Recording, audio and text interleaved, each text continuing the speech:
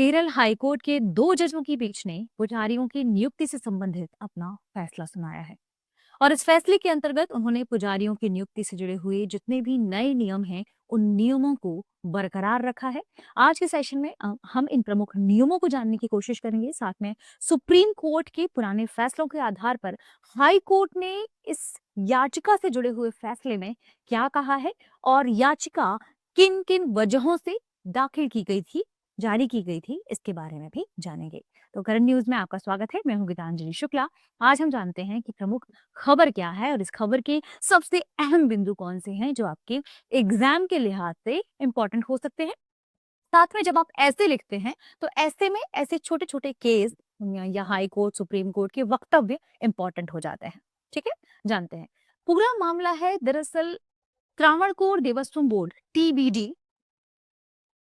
ये जो पूरा मामला है ये दरअसल त्रावणकोर देवस्थान बोर्ड, जिसे शॉर्ट फॉर्म में बोलते हैं TBD, त्रावणकोर देवस्थान बोर्ड, इसके तहत त्रावणकोर देवस्थान बोर्ड के तहत मंदिरों में पुजारियों की नियुक्ति के तरीके में बदलाव से, क्योंकि इस बोर्ड के तहत मंदिरों में पुजारियों की नियुक्ति के तरीके नए कर दिए गए थे, इसलिए इस फैसले के खिलाफ जो केरल का अखिल भारतीय, आप कह सकते हैं, हालांकि वो केरल का है तो भारतीय नहीं कहेंगे, केरल का जो अखिल तंत्री समाज था जिसमें सारे ब्राह्मण परिवारों के पुजारी शामिल थे, इन्होंने याचिका दायर की थी इस फैसले के खिलाफ हाई कोर्ट में, केरल हाई कोर्ट में। ठीक है, क्योंकि TBD के तहत जो पुजारियों की नियुक्ति हो रही है मंदिरों में, उसके लिए कुछ चीजें अनिवार्य कर दी गई थी और इसके खिलाफ ही पुजारियों ने, या आप कह सकते हैं केरल के थंत्री समाज ने, जिसे अखिल थंत्री समाज कहा जा रहा था केरल में, उसने याचिका दायर की।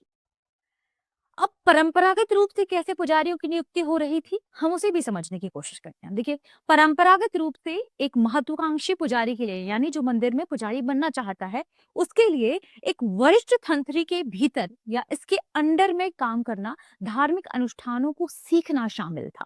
तो क्या होता था कि यदि कोई व्यक्ति महत्वाकांक्षी पुजारी, जो पुजारी बनना चाहता है, वह वरिष्ठ वरिष्ठ तंत्री, ठीक है, या मंदिर के मुख्य पुजारी, मंदिर के मुख्य पुजारी, मुख्य पुजारी के अधीन होकर,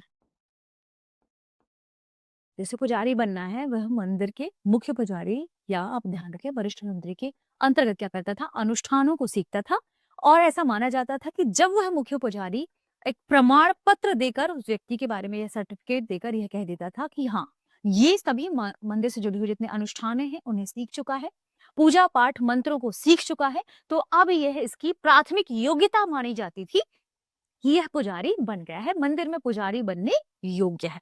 ठीक है, ये इसका जो परंपरागत तरीका था वो अब तक चला आ रहा था। तो उसकी हेडिंग में लिख लीजिएगा कि पुजारी बनने का परंपरागत तरीका, परंपरागत तरीका ये था। ठीक है, लेकिन क्या हुआ कि त्रावणकोर देवस्थान बोर्ड के तहत नए फैसले को शामिल कर लिया गया। अब इस नए फैसले में क्या चीज निकलकर सामने आई कि जो KDRC था, KD क्या है, ये राज्य का निकाय है।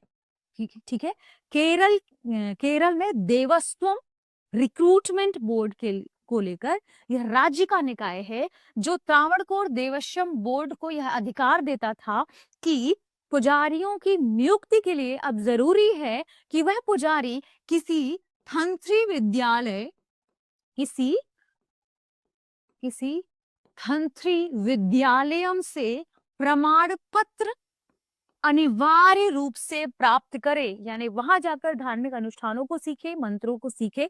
और जब तंत्री विद्यालय से उस व्यक्ति को, उस आप कह सकते हैं महत्वाकांक्षी पुजारी को प्रमाण पत्र मिल गया है, तो त्रावणकोर देवस्थान बोर्ड अप्रूव कर देता था कि अब ये पुजारी बनने योग्य है। इससे हुआ क्या कि जो केरल का तंत्री समाज था, आप कह सकते हैं तंत्री, आखिर तंत्री पूरे लोग थे, उन्होंने उनका अपना संगठन है जिसमें तभी ब्राह्मण परिवार, अमूमन ज्यादातर ब्राह्मण परिवार और उसके पुजारी उसमें शामिल हैं, उन्होंने इस फैसले का विरोध किया।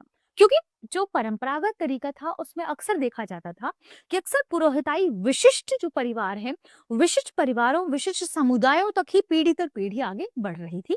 इसे ध्यान में रखते हुए ही वहां पर ये नया फैसला लाया गया था और नए फैसले के अंतर्गत थंत्री समाज जो वहां पर था, उन्होंने उसमें क्या किया, थंत्री समाज ने इस नए फैसले का विरोध किया और केरल हाई कोर्ट में जाकर ये याचिका दायर की।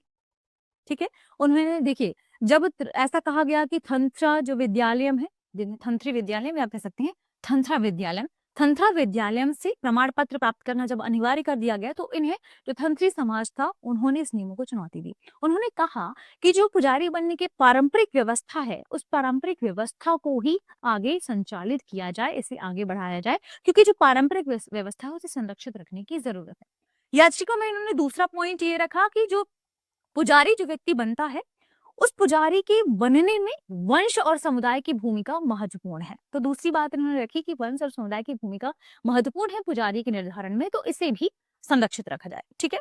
तीसरी उन्होंने जो बात कही कि जो केडीआरसी है, ठीक है, केरल या राज्य से संबंधित जो देवस्थान बोर्ड के रिक्रूटमेंट को लेकर जो निकाय है, उन्होंने कहा कि यह तो राज्य का निकाय है और जो राज्य का निकाय है वह धार्मिक अधिकारों पर हस्तक्षेप नहीं कर सकता। उन्होंने कहा कि धार्मिक अधिकार जो संविधान में हमें प्रदान किए हैं मौलिक अधिकार के अंतर्गत, यह राज्य निकाय उसमें हस्तक्षेप नहीं करेगा, क्योंकि इससे हमारे इसेंशियल रिलीजियस प्रैक्टिस में हस्तक्षेप माना जाएगा। और इन तीनों चारों बातों को समझिए, सारी महत्वपूर्ण बातें मैंने आपसे चर्चा में शामिल की कि इन्होंने याचिका में लिखकर सुप्रीम कोर्ट में याचिका दायर की और हालिया मामले में जो सुप्रीम कोर्ट ने फैसला दिया, यही मामला था। इसमें सुप्रीम कोर्ट के 2 जजों की पीठ ने कहा कि हम याचिका को खारिज करते हैं। उन्होंने याचिका को खारिज कर दी और याचिका को खारिज करने के साथ ही जो अभी तक फैसला, नया फैसला, पुराना हालांकि चूंकि इससे पहले फैसला ला दिया गया था, तो हाईकोर्ट ने कहा कि हम उन्हीं नियमों को आज भी बरकरार रखेंगे। उन्हीं नियमों के आधार पर पुजारियों की नियुक्ति होनी चाहिए। क्यों?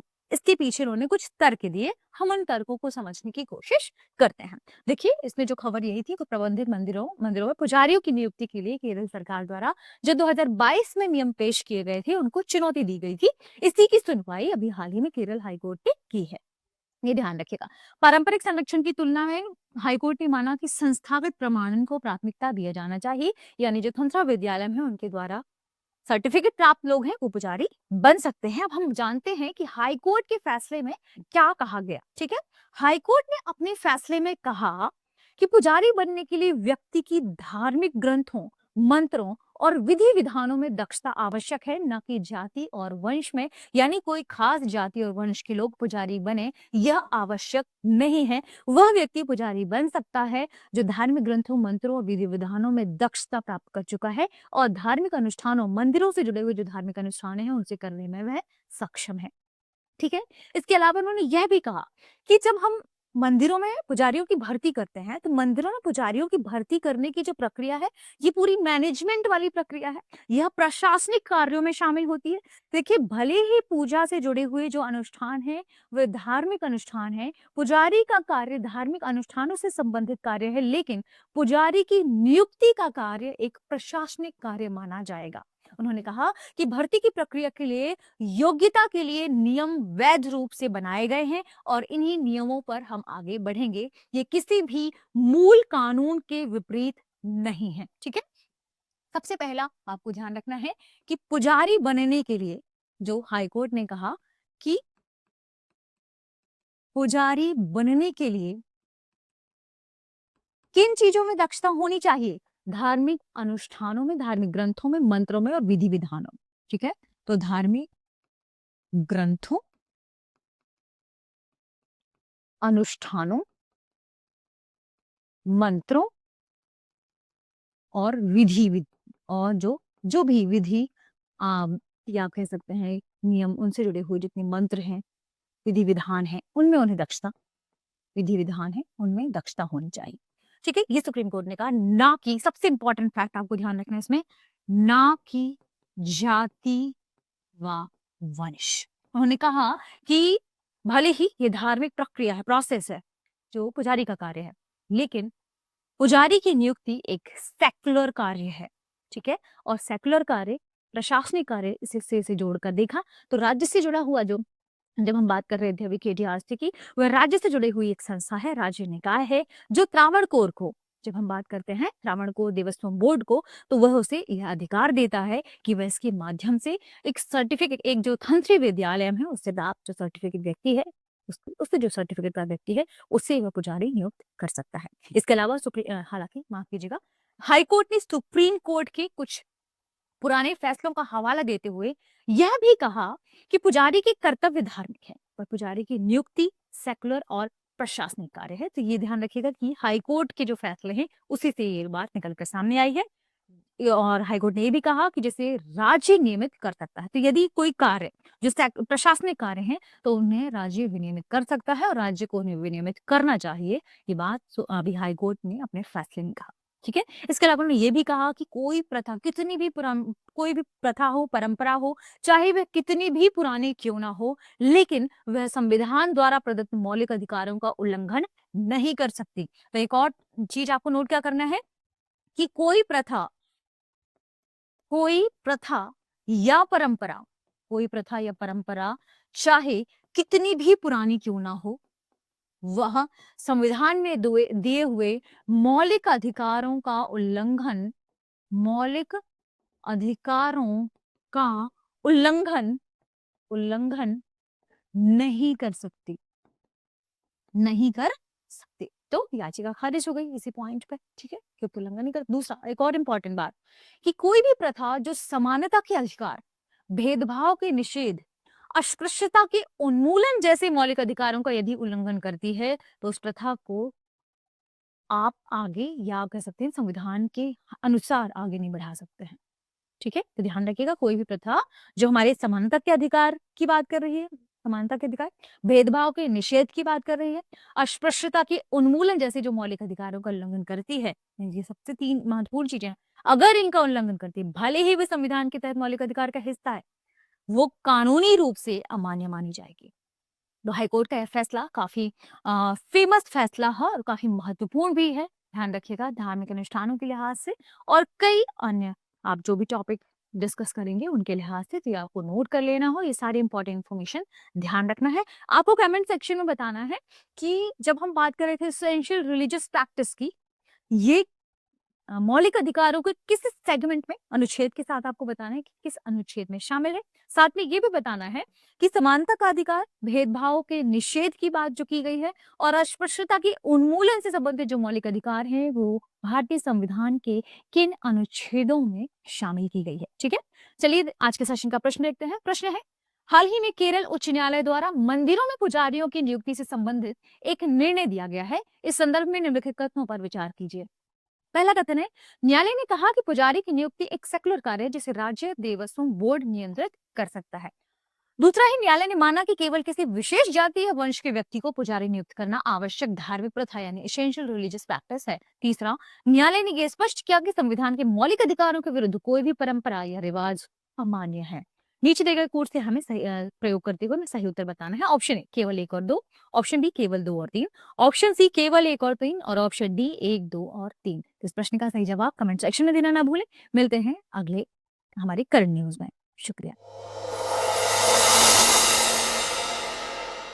अब एग्जाम की तैयारी को और बेहतर करने के लिए हमारे चैनल को लाइक, शेयर और सब्सक्राइब करना ना भूलें।